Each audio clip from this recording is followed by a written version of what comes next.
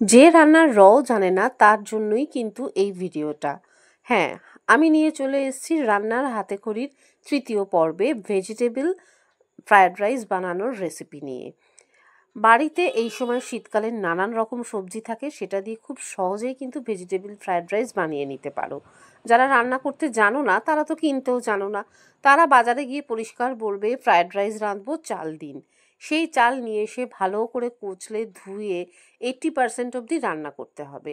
কি করে বুঝবে 80% হয়েছে? একটা ভাত টিপে দেখবে, যখন দেখবে মাঝখানটা একটু শক্ত আছে আর সাইডগুলো নরম হয়ে গেছে, তার মানে ডান। এবারে জল ঝরিয়ে নিয়ে একটা পাত্রে ভালো করে এটাকে বিছিয়ে রাখবে, যাতে এর ভাপটা বেরিয়ে যায় এবং ঝরঝরে থাকে। আর বাড়িতে থাকা যে কোনো রকমের যা যা সবজি আছে সব এক মাপ করে কেটে ভেজে নিতে হবে হালকা নুন দিয়ে। আমি যেমন এখানে ক্যাপসিকাম, গাজর, পেঁয়াজ, লঙ্কা এগুলো ছিল, এগুলোই ভেজে নিয়েছি। চাইলে একটুখানি কিন্তু ডিমও ভেজে নিতে পারো।